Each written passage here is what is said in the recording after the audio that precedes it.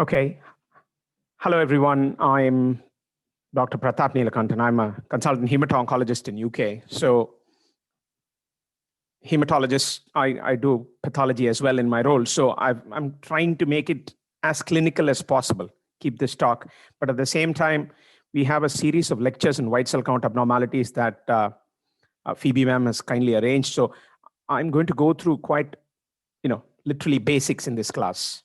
And then we'll build on, from this class. So today's class is all about introduction to white cells, some basic morphology, and then we'll talk about myelodysplastic syndromes in part 2, and then myeloproliferative neoplasms, part 3, and then we can do some acute leukemias going forward.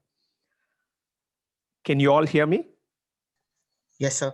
Yeah, brilliant. And so please shout. I'm quite happy to be interrupted in my lecture. I would rather it be interactive and quite happy to listen to your views rather than a monotonous PowerPoint presentation from my end. Okay, I've put this slide, and I don't want you to go and look at the numbers in a lot of detail, but what I've put here is a full blood count or a complete blood count of an adult male and adult female, and the values and where you stick your dots in, in terms of in different parts of the world. For example, in white blood cell counts, we call it 3.5 to 9.5, whereas you would call it 3,500 to 9,500 in some parts of the world. The actual specifics don't matter. How do you get this normal range of a full blood count? It varies from lab to lab, from place to place. Even in India, in theory, between Chennai and Delhi, there should be a variation in what your normal ranges are. Where do you get these normal ranges? These normal ranges are not defined by any textbook. They actually belong to a group of people that a particular lab has decided to take on as a standard normal population. For example, what we do in our lab is we assume so-called normal people and take their blood samples and do a full blood count on them. And the upper and lower limit of their hemoglobin is my normal range for my lab. So you should be, you should understand that these normal ranges vary from place to place, depending upon the type of place you have, the type of region. For example, there are some parts of the world, if you go to a holiday destination, and people drink a lot of alcohol, will typically be a bit higher for those places. So an MCV in certain parts of the world can be around 90 to 105, whereas if you go to a city where 80 to 98 is normal, you'll call those as abnormal. So you have to understand these reference ranges are derived for each and individual lab, and there can be quite a lot of variations. So it's very important for you to know what is the reference range for your patient population. And that's one of the fundamental things about being a person who interprets a complete blood count. Historically, we all looked at a microscope and looked at the cells, analyzed them, and came up with numbers. But how do we generate these full blood counts or complete blood counts these days? You take the sample in a tube with an anticoagulant and put into a machine, and you get a printout, or you get a readout as to what the counts are.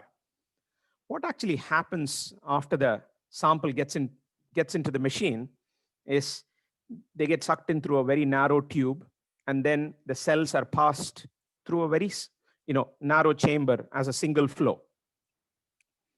And then you have various techniques to analyze those cells. For example, one type of analysis is by shining a beam of laser or another form of light on each and individual cell, and then the light scatters from that cell. So when the light scatters, you get a picture that's formed, and based on the picture, it's almost a fingerprint of each and every cell. And what the fingerprint tells you is a particular cell looks small and it doesn't have much of granules within it, whereas this cell looks really big and it has lots of granules within it. And it's on the basis of these types of analysis that your machine gives you a count saying, this is the count of neutrophils, this is the count of eosinophils, basophils, monocytes, and lymphocytes. So when you can do all of that and the machine can do some really fancy things, why do we need to do pathology? Why do we need to read about all of this? And that's where you need the experience of looking under a microscope and identifying what is it that you actually see. Because a machine has an algorithm and it identifies cells based on very specific characteristics. Maybe perhaps going forward with artificial intelligence, you will get much better at analyzing these cells. But for now, there is nothing that can replace a good old person looking through a microscope. For example, this is a blood film of a patient where the analyzer counted all of these cells as lymphocytes, and it gave quite a high lymphocyte count. But when you look through a microscope, you can see that these are all cells. Well, this film is not the most perfect film, nice looking film. So I'll just go through it rather than quiz any of you, but these are all nucleated red blood cells, okay? And there are lots of these nucleated red blood cells. Some of them have a little bit of an eccentric nucleus, which may look like a plasma cell, but most of them are nucleated red blood cells. And the machine counts them all as lymphocytes. So you get a very high lymphocyte count on an automated machine. But when you look at it and you do a differential count manually, you'll find that these cells are a lot different. And that's where you need a pathologist. And even in today's world, a gold standard reference for all blood counts, all for any type of morphology, pathological examination, a human observation is the gold standard. That's what you compare anything to. So it's very important to understand how the cells look and what are the variations of these cell types to be able to identify pathology. You may have seen lots of variations of these diagrams, and this is a picture from your Robbins textbook. It's a very busy slide, but I don't want to go through in detail. What I'm trying to get at is you have your haematopoietic stem cells, which are the most pluripotent, the basic type of cell, and then they start becoming multipotent. And once you start getting multipotent stem cells, you then have the cells which are developing into much more mature cells. From the stem cell, you get a lineage which goes down the lymphoid pathway. And then you eventually get various types of lymphocytes, the T cells, B cells, and the NK cells. And then another pathway starts with, cells with myeloid potential. And then you eventually get your neutrophils, monocytes, eosinophils, and basophils. And then in the same pathway, you get red cells and platelets.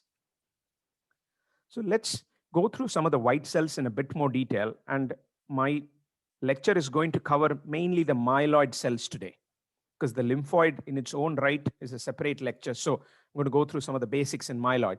And these are typical neutrophils. They have about 2 to 5 lobes, light pinkish granules, well granulated. And these lobes have to be very clearly demarcated with bridges in between. And then this is an eosinophil where you have more strong pinkish granules with 2 lobes. A basophil has very strong purplish granules, and they're mononuclear cells. The granules are very dark and thick and stands out. This is a monocyte. And how do you identify a monocyte? Is they have irregularity or indentations within the nucleus. They don't have granules. Sometimes they can appear grayish. And these are quite large cells. What you can get within a monocyte is vacuolations, sometimes within the nucleus or sometimes within the cytoplasm. Cytoplasmic vacuolations are quite common. And these are your typical lymphocytes. And the nucleus is quite clumped in the sense that it's not open. You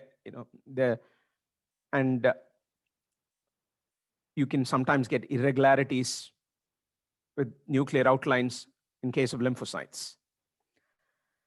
And when you interpret white cell count abnormalities, you have to recognize that the white cell counts don't stay the same right from birth to adulthood. When you're born, the white cell count profile looks very different to how it is as you grow older. And I've just put this slide to illustrate how the white cell count pattern changes with time. And I just want you to concentrate on two main columns here, the polymorph or neutrophils and the lymphocytes. At birth, you still have an element of neutrophilia which predominates, but the lymphocytes soon start taking over. And by the age of 1 month to up to a year old, it's the lymphocytes which are the most predominant type of cells in a toddler up. And as the child grows, by the time they become an adult, eventually the polymorphs or the neutrophil lineage becomes the most predominant type of cell. So when you're interpreting what a low count or a high count is, you need to know what is the age of the person you're looking at. And based on the age, then you decide whether the count is high or low. Most labs will give you a reference range that's very generic, which will go across the age groups. As the clinician, you need to understand what you're interpreting. Let's go to neutrophils. So I showed you a picture of neutrophils. This is the same picture. And when you analyze a neutrophil through an electron microscope and make a three-dimensional picture of a neutrophil, this is what it looks like, where you get a three-dimensional structure with 3 lobes in it, and the lobes are joined by bridges, and the granules appear like bubbles. So what you see under a microscope is very similar to actual three-dimensional structure. And that's the beauty of morphology. You can pretty much see the cellular structures just by looking through a compound microscope. Most of the neutrophil maturation happen within the bone marrow. And if you look at 100% of all the neutrophils in the body, most of the times, nearly 90% of it stays within the bone marrow, and 10% of it's outside the bone marrow within the circulation. So what do the neutrophils do? Why are neutrophils more important? And I'm going to spend a reasonable amount of time talking about neutrophils. One, because they are the most common type of cell within our human body, at least in an adult. And excess of it or low numbers both cause problems. So, and they have such a fundamental function in being able to act as the frontline soldiers of your immune system and fighting against bacteria, help fight against other infections. And the way they do it is you have a stimulant, a chemoattractant from an infection somewhere in the body. And these are blood vessels where there are constant flow of neutrophils and other cell types. They say a shark can detect a smell of blood from 200 miles away. The neutrophils are extremely good at sensing when there is a chemoattractant. And then the neutrophils come rolling over and they get attached to the places where there are chemoattractants, and it does it through a protein called selectin. And then the neutrophils get activated, and then there is adhesion of the neutrophils. And the adhesion happens through a family of proteins called as integrins. And then the neutrophils migrate, and then they eventually get to the cell where it's interested in, and then phagocytosis happens. So these are the primary soldiers of your immune system, and they play a very fundamental role in immune response. When the body is exposed to a stimulus like a bacteria or a virus or another pathogen, then these are the frontline soldiers that go and give you the first line of defense. So when there are not enough neutrophils, and that can become a very serious issue. The normal level of neutrophils is between 2,000 to 7,000. And anything less than 500 is called severe neutropenia. And like most classifications, neutropenia is divided into mild, moderate, and severe. Severe is below 500, mild is 500 to 1,000, and 1,000 to 1,500 moderate is 500 to 1,000, and mild is 1,000 to 1,500. Anything above 1,500, it's less significant clinically. And most people are able to fight infections when the neutrophil count is above 1,500. And neutropenia can either be congenital or acquired. And by acquired, we mean you're born with good numbers of neutrophils, and then at some point during your adulthood, it becomes less, either due to suddenly the body starts producing less numbers of neutrophils, or there are numbers being produced in good quantities, but they get consumed by various processes. There's a big list for causes of neutropenia. But the reason why I've put down a few important here is just to talk about some of them and give you an idea. In congenital neutropenia, where people are born with lower numbers of neutrophils, you always have to discount ethnic neutropenia in them, because for certain population types around the world, having a low neutrophil count can be completely normal for them. Like, for example, people from Afro-Caribbean countries, people from Middle Eastern countries, some Mediterranean countries, they can all have slightly lower neutrophil count, kind of between about 800 to about 1000, 1200. And the nice thing about ethnic neutropenia is when they need the body's production of neutrophils, the count goes up beautifully. But at a steady state, you go and check their bloods on a random day when they're well, they have a low neutrophil counts.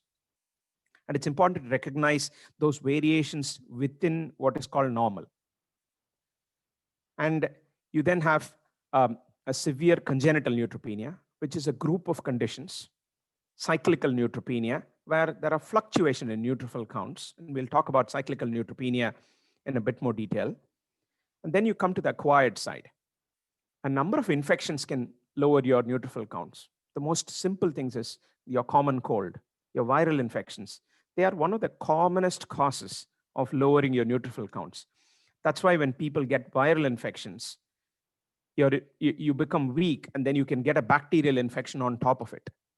A lot of the times you get prescribed antibiotics for viral infections. So that's not to treat your viral infection, but to treat the bacterial infection which comes on because of your low neutrophil counts as a result of the virus. And malignancy, if there are cancers, they can infiltrate the bone marrow, and you can get low neutrophils from cancers. And the cancers need not be just blood-related cancers. They can be any cancers. There are lots of drugs which can cause low neutrophils. Chemotherapy drugs used to treat cancer. A number of commonly used antibiotics can cause neutropenia. Autoimmune causes are quite common. Majority of the autoimmune conditions can cause some reduction in the neutrophil counts. Some can cause neutrophils to drop very profoundly. For example, in rheumatoid arthritis, when you get low neutrophil counts, it gives you a triad called Felty syndrome, where you get splenomegaly with rheumatoid arthritis. And aplastic anemia is one of the important causes, but it's not just neutropenia. It causes a reduction in all types of cells. Aplastic anemia is when your bone marrow does not produce enough cells, and all your cell types go down. This is congenital neutropenia, where I've put in a picture of a myeloblast. This is your most primitive cell, to all the way it gets matured and then goes to metamyelocyte, and then eventually becomes a mature neutrophil. The problem happens at a stage between your blast promyelocyte to the maturation, before becoming myelocyte. And this is where the mutations have an impact here. And there are a number of mutations which can cause congenital neutropenia of childhood. The Wiskott-Aldrich syndrome mutations, and then you can mutations from ELNA gene, the HAX GC genes, and there are some transcription factors which get disrupted, and sometimes it can be due to a CBPA. Talk the CBPA in a bit more detail. So what happens in congenital neutropenias is you get a maturation arrest, and the maturation either stops at your blast stage or in the promyelocyte stage, and you get none of these mature cells. And you may have seen from an earlier slide, it's these mature cells that go into the blood circulation and fight your pathogens. When you maturation, you don't have your primary layer of immune defense. So you can get infections, and that's how people die when you get congenital neutropenia. Cyclical neutropenia is a very, strange condition. It's caused by a mutation in ELNA gene, and the ELNA gene is responsible for neutrophil elastase. And the neutrophil elastase is important for maintaining the lifespan of neutrophils. Because of the mutation, you get less neutrophil elastases, and the neutrophils have a very short lifespan. So because of the reduction in elastase, every 3 weeks, you get a dip in your neutrophil counts. And what happens when you get low neutrophil counts? You get fevers, malaise, you can get inflammation, infection of all the common mucocutaneous areas, especially within the oropharyngeal tract.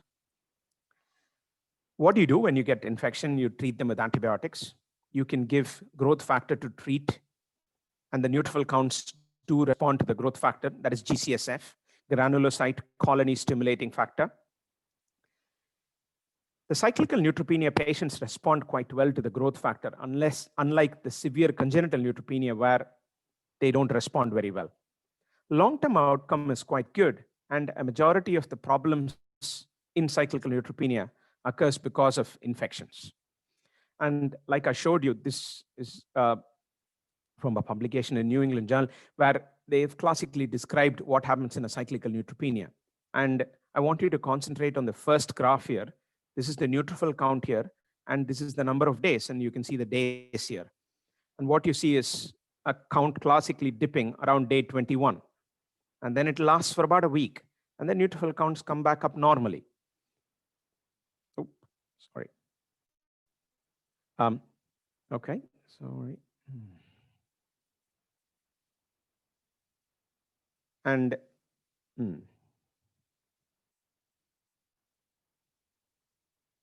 are you able to see my screen, Anirudh? Because my screen is moving back and forth.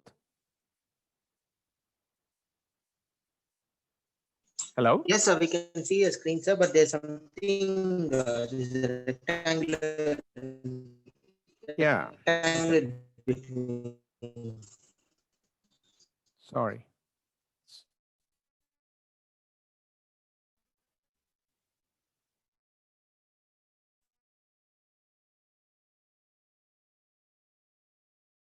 Yes, sir, now it's better. Now I can see.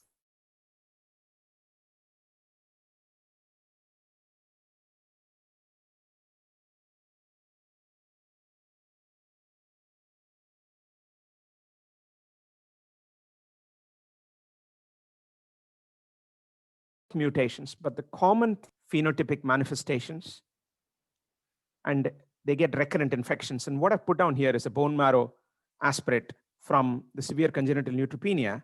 And I talked about the maturation arrest, where a lot of the cells that you can see here are primitive myeloid cells, and there are hardly any neutrophils or band forms of the myelocytes here. So this is what happens in congenital neutropenia. Kosman syndrome is one of the popular syndromes belonging to severe congenital neutropenia. And the prognosis for these patients are quite bad. Unless you can give them a bone marrow transplant or an allogenic stem cell transplant from a donor, there are very few curative options for these patients. Perhaps gene therapy is an area which is evolving, and there are lots of promising approaches with gene therapy for these group of patients, but it's all in experimental phase or in clinical trials rather than in practice. And I said there are other congenital syndromes which can be associated with neutropenia, and I've just put in one example of a syndrome called Chidiac-Higashi syndrome, where what you get is neutropenia, and you classically get inclusion bodies within your neutrophils. And that's the way a morphologist, pathologist picks it up when you look at it under a microscope. And in Chidiac-Higashi syndrome, you get kids with oculocutaneous albinism, and you can see the white hair, and the skin. They get photophobia. They're not able to look at bright light. They are very sensitive to sun. They get rashes, and they get burnt skin very easily, and they get neuropathy. And the most important thing is recurrent infections, especially Staphylococcus aureus infections. That's one of the common skin commensal, but it becomes pathogenic in these patients. And Chidiac-Higashi syndrome kids are treated with bone marrow transplants, not always successful. Let's go to neutrophilia. And the most commonest causes of neutrophilia is reactive. And this is what you're going to typically see on a blood film examination. Plenty of mature neutrophils. And these are red cells, these are platelets, and these are all your mature neutrophils. And the most commonest causes are reactive. They can be reactive to an infection, reactive to an inflammation. Sometimes cancers can make the neutrophils go up. And if you have a very severe bleeding, your neutrophils go up. That's a stress-related response. Sometimes severe cancer pain can push your neutrophils up. Smoking causes an increase in counts. And some drugs like steroids, when you give people steroids for a number of reasons, you push your neutrophil counts up. And these are all acute neutrophilia. A sudden increase in neutrophil counts is usually transient. Unless you have other problems with other blood counts, usually it's reactive. But when you have a chronic neutropenia, that can again be reactive to a chronic infection. Drugs can again, if you're on steroids for months and months, yes, it can cause. And of late, we've realized when people have a metabolic syndrome or a high BMI, you can get a borderline neutrophilia and hematological malignancies. That's where we are interested. And I'm going to talk about these neutrophilia-related hematological malignancies in more detail in the subsequent classes. And I just thought, let's just talk about neutrophilia with a case. I've got a 68-year-old male with some medical problems like arthritis, previous ischemic heart disease, diabetes. He's on drugs for those. On examination, you find spleen about 4 finger breadths below the costal margin. And these are the blood counts. And I'm not going to point a finger at anyone. Can someone just look at these blood counts and tell me what is the overarching theme of these blood counts? What's happening to these blood counts? You have full blood count in July, December, and May. And I've just highlighted the ones that I'm interested in. Would anyone want to have, it's not a trick question. It's only just to talk about data interpretation. What do you see in this data?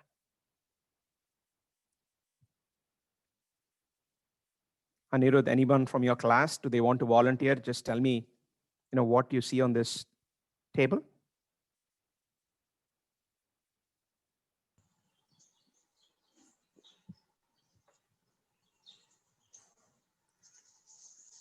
No, that's fine. In the interest of time, I'll move on.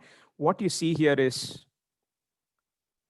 increase in neutrophils. You're just monitoring a patient over a period of time.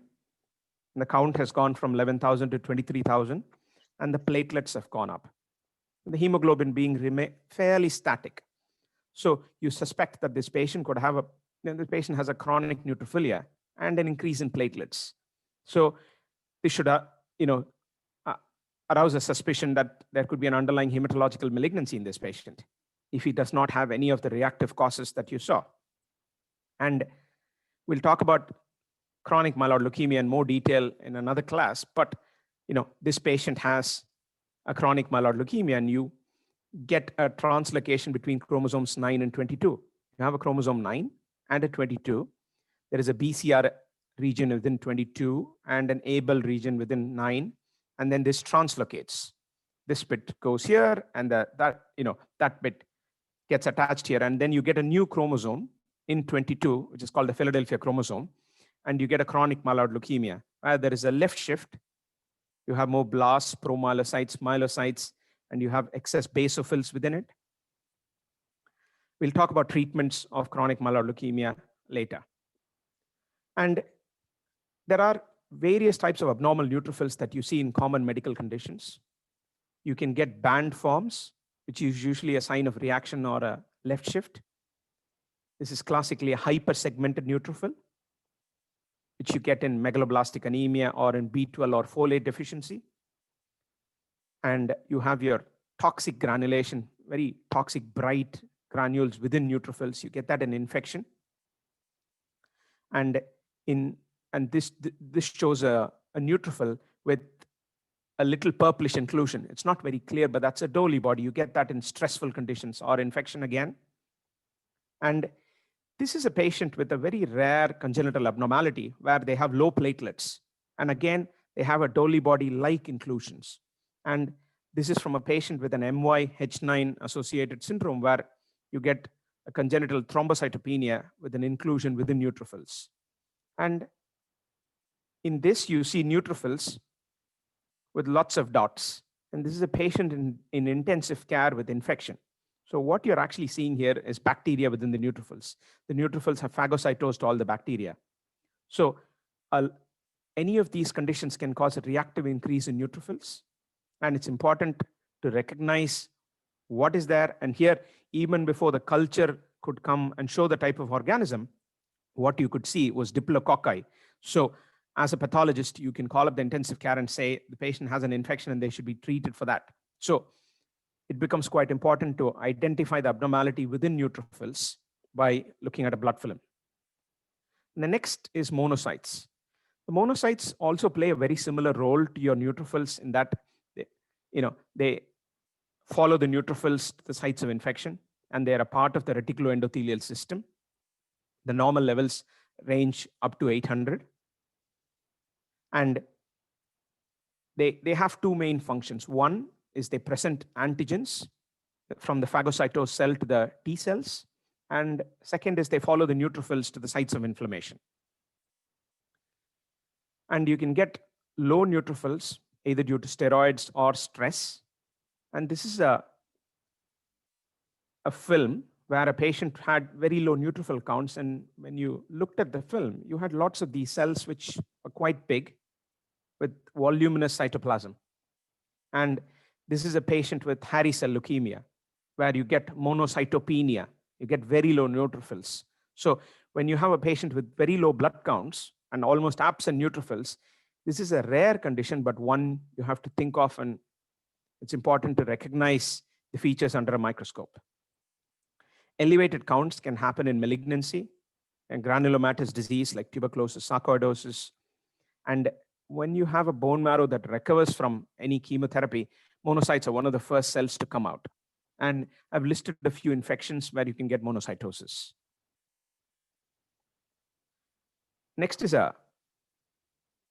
eosinophils. And I put down these cells in the order of how common they are likely to be involved in pathology. And it stays within the bone marrow for 9 days, and then it comes out only for a very small part of time in its lifespan. And this is a mature eosinophil. Eosinophils have very bright pinkish granules, and they have Ig immunoglobulins on the cell surface. They play a very key role in killing parasites, and the numbers can fluctuate from around 200 to 500, depending upon the type of person. And the commonest cause of eosinophilia is usually reactive.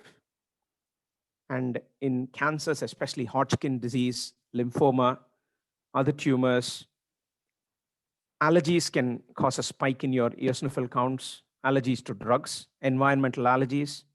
Asthmatic people have a very high eosinophil count. They can be elevated in collagen vascular disorders like vasculitis, autoimmune conditions. Parasitic infection is probably the commonest cause of eosinophilia around the world. And the malignant conditions which cause an increase in eosinophilia are a part of the myeloproliferative group of conditions. You can get that elevated in acute leukemia or in AML-M4.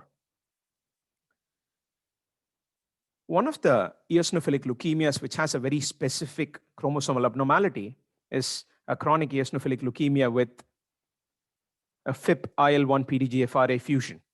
And this is a very specific fusion which gives you the leukemia. And what you can see on the blood film is lots of these eosinophils with missing granules. Sometimes these granules can go out of the eosinophil, or you can get immature eosinophil precursors. This is probably a blast, which is of the eosinophil lineage. The good thing with this condition is it has a very good prognosis. You can treat it with imatinib and they are completely cured. This is a bone marrow of the same patient where you get plenty of eosinophilic precursors, and the bone marrow biopsy appears very pink. This is acute myeloid leukemia with eosinophilia, and what you see here is lots of blasts. These are immature cells, and cells with eosinophilic precursors, very pinkish granules, and this typically present with a problem with your chromosome 16. And what you get in your chromosome 16 is an inversion. And inversion 16 or translocation 16-16 is associated with good prognosis in acute myeloid leukemia with eosinophilia. And because you're all good at microbiology, I'm going to leave this for some of the students to answer. Common parasitic infections, and I've put down slides of 2. Can I have a shout out of what these parasites could be?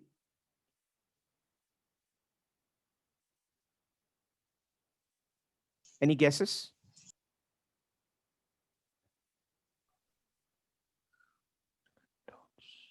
It's okay if you don't get it right, and I'm quite happy for you to say anything. Sorry, sir. Don't know, sir. Okay, no worries. This is microfilaria. Microfilaria within a blood film, and this is Trypanosoma brucei. So classical trypanosoma worm, which you find under a microscope, and these are some of the commonest causes. Worm infestations worldwide is the commonest cause of eosinophilia. So when you find patients with high eosinophils, one of the first things you should ask is history of where they've come, what is their eating habits, and could they have a worm infestation? Next is basophilia. It's another one of those cells which become elevated in myeloproliferative conditions. In hematological malignancies, you can have increased basophils in basophilic leukemia, mastocytosis, hypereosinophilic syndrome, acute or chronic leukemias. Again, allergic reaction can cause increase in basophils. Autoimmune conditions can increase basophils. Classically, people with myxedema or hypothyroidism can have basophilia. Parasitic infections, helminthic infections can again cause increase in basophilia, but more commonly eosinophilia. And sometimes even severe stress can increase your basophils. The normal level of basophils is 0 to 200, but still there is a term basopenia, where it's low basophils. So if you have 0 as one end of normal, it's difficult to say somebody has low basophils, but it is possible. And what they mean by that is, in somebody who's had normal basophil counts for a very long time, suddenly have a low basophils. That can happen in pregnancy or ovulatory states. But it's thought to be of very little clinical relevance because it happens mainly in physiological states. There are some pathological states, very rare ones, which can cause basopenia, but very little clinical relevance. And I then want to very briefly touch upon lymphocytes.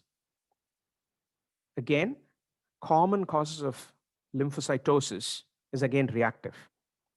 And what I've put down here is a reactive lymphocyte in your picture. How do you identify a reactive lymphocyte? They're generally big, very bluish, and they wrap around the surfaces or the edges of red cells. And that's called saluting around the red cells or wrapping around. And that's one of the classical features of a reactive lymphocyte. And what you have here in the second picture is a recent publication from COVID patients. Because it's a viral infection that commonly causes reactive lymphocytosis, people have found a peculiar type of lymphocyte, which is common in patients with COVID.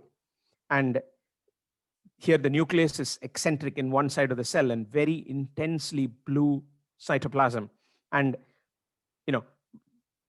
if you ask me, you can get such types of reactive lymphocytes in a number of conditions, but it appears to be quite common, this particular type of lymphocyte with COVID infection. So, when you have a patient who does not have a positive diagnosis and you find these in your film examination, then it can be quite helpful to pursue more testing or do a CT to see if they may have COVID. Again, infections is the commonest causes. Autoimmune conditions can cause increase in lymphocyte counts. And when you get an infection or a reaction to any drug, drug hypersensitivity, they can cause a transient increase in your lymphocyte counts. Stress can increase your lymphocyte counts. Smoking can do that. Patients with tuberculosis, sarcoidosis, these are chronic granulomatous conditions. They can increase your lymphocyte counts.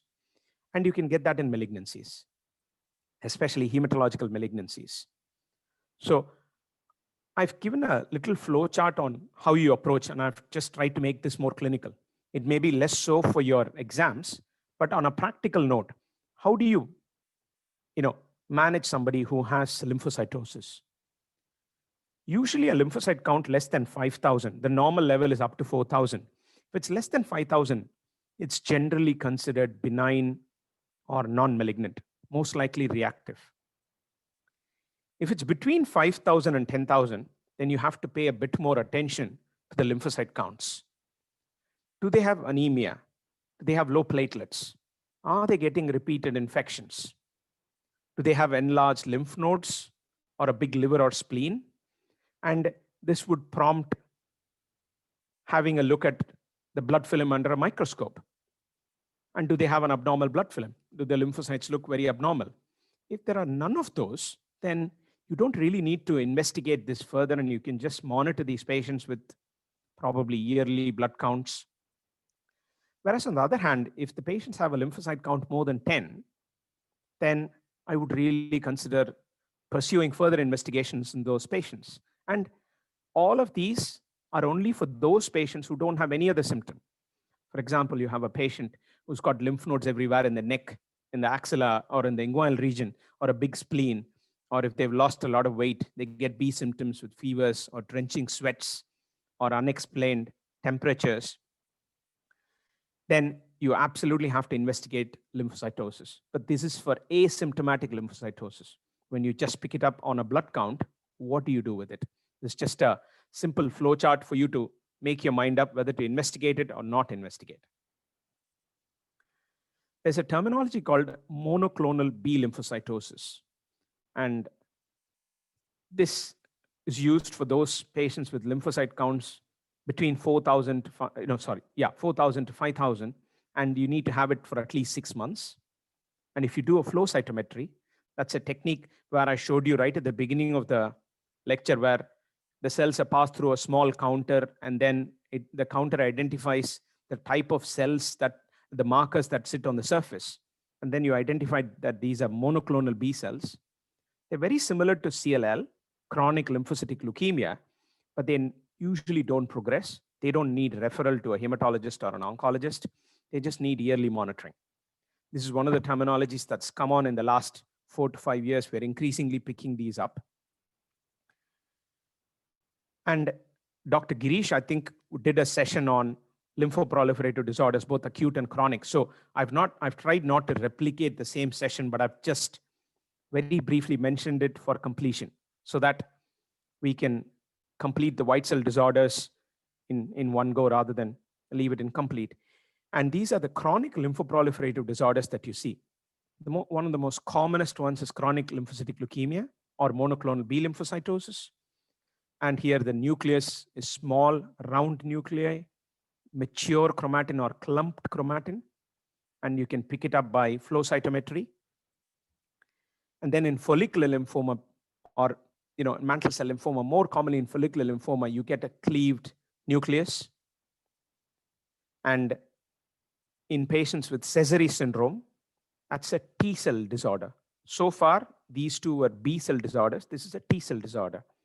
You get very high nuclear cytoplasmic ratio, or the nucleus occupies most of the cell, a little bit of the cytoplasm is left, and convoluted nuclei, or lots of indentations within the nucleus.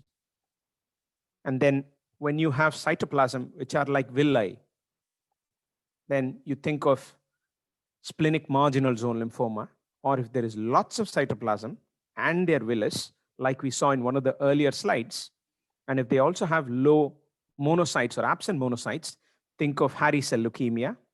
And the way in which you can confirm a diagnosis of hairy cell leukemia is by a BRAF mutation.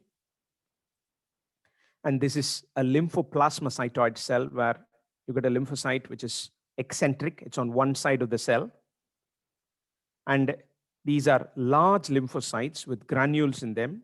And if you have excess of them and low neutrophils, then you think of large granular lymphocytic leukemia or NK cell leukemia. And these are the immature lymphoid disorders. And you can either have a T or a B cell disorder. And depending upon the immaturity, the nature of the markers, it can either be a lymphoblastic leukemia or an acute lymphoid leukemia to a Burkitt's lymphoma. So this is a very quick snapshot of the various lymphoproliferative disorders that you can get. By no means exhaustive. And that's lymphocytosis. What happens when you have low lymphocyte counts? And I've put down 2 graphs here, but the theme I want to tell you all is lymphocytes are again essential for your immune responses. They are very important to fight viral infections, bacterial infections. So when you have a low lymphocyte counts, then that makes you very vulnerable to getting an infection.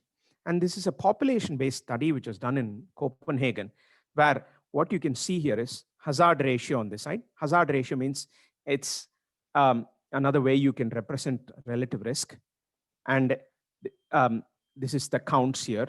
So when you have lymphocyte counts dropping below 1, the risk or the hazard ratio dramatically increases, risk of infection. So there's nothing else I want you to take from this page, but just to remember, when you have lymphopenia, even at a population level, you're able to demonstrate the risk of infection goes dramatically high. And more recently, all of you may have seen that lymphopenia is one of the classical markers of severity in COVID infection. So in people with severe COVID, you get low lymphocyte counts. And we've had a number of studies published by many groups around the world that people with low lymphocyte counts are susceptible to getting severe COVID infections, and the mortality and morbidity is very high in lymphopenic patients. So even if you don't take anything about lymphopenia, it's important to remember they are at very high risk of susceptibility to viral infections. So I know I have a few minutes, but I kind of wanted to wrap it up in case you have questions. What we looked at was basics of how you analyze blood counts. How do you get your automated machine giving you your readings? And I concentrated mainly on neutrophils. When you have low neutrophils, that makes you very susceptible to getting infections. There is a high risk of dying from agranulocytosis. And causes of neutrophilia, mostly reactive. But you have myeloproliferative neoplasms, which increase your neutrophil counts. Eosinophilia and basophilia, again, reactive causes are the commonest, but it's important to understand if it persists and if the patients have symptoms, you look at the malignant causes. And then we had a very quick flowchart for how you assess lymphocytosis and what happens when you're lymphopenic. I'll stop there. Thank you. Thank you, Dr. Pratap. Very informative, very basic and clinical oriented. It will be very useful for them. Thanks, Any ma'am. questions from your side?